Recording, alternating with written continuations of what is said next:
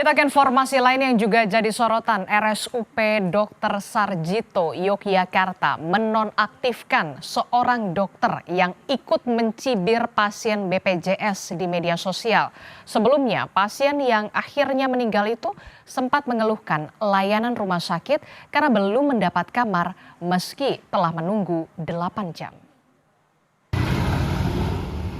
Rumah Sakit Umum Pusat Dr. Sarjito mengakui Elda Putri Rahardini merupakan peserta dari program pendidikan dokter spesialis atau PPDS dari Fakultas Kedokteran, Kesehatan Masyarakat, dan Keperawatan UGM.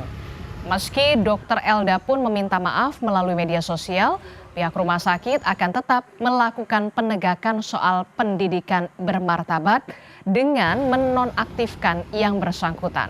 Sebelumnya, pasien BPJS bernama Yurizal curhat di media sosial karena menunggu 8 jam untuk mendapat kamar di sebuah rumah sakit. Curhatan itu lantas mendapatkan cibiran dari sejumlah dokter dan tenaga kesehatan, termasuk Dr. Elda. Beberapa waktu kemudian, sang pasien meninggal dunia.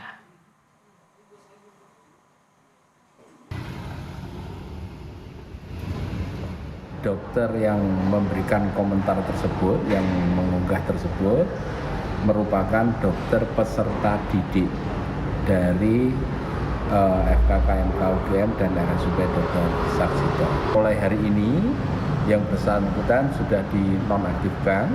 Permohonan maaf dari yang bersangkutan itu memang kewenangan atau itu haknya yang bersangkutan. Namun ketika perbuatan sudah dilakukan seperti ini, maka penegakan pendidikan bermartabat tetap akan kita lakukan proses itu. Menteri Kesehatan Budi Gunadi Sadikin menanggapi kasus viral oknum tenaga kesehatan yang dinilai nirempati terhadap meninggalnya seorang pasien BPJS di media sosial. Budi mengaku merasa gagal menjadi menteri setiap kali ada pasien meninggal, terutama mereka yang masih berusia muda. Menkes memastikan pembenahan akan terus dilakukan baik dari sisi fasilitas, peralatan maupun sumber daya manusia kesehatan. Dari Bapak Presiden menaikkan rata-rata angka harapan hidup rakyat Indonesia dari 72 ke 76. Jadi setiap ada yang meninggal itu hati saya sedih. Apalagi kalau meninggalnya muda, saya merasa saya sebagai Menkes tuh gagal, kok teman-teman kita tuh ada yang meninggal muda. Jadi harusnya memang kita usahakan memberikan layanan terbaik lah agar mereka bisa usianya lanjut sampai ke 76. Kekurangan itu ada, itu yang harus kita perbaiki. Baik di fasilitas kesehatannya, di alat-alat kesehatannya, maupun di SDM kesehatannya.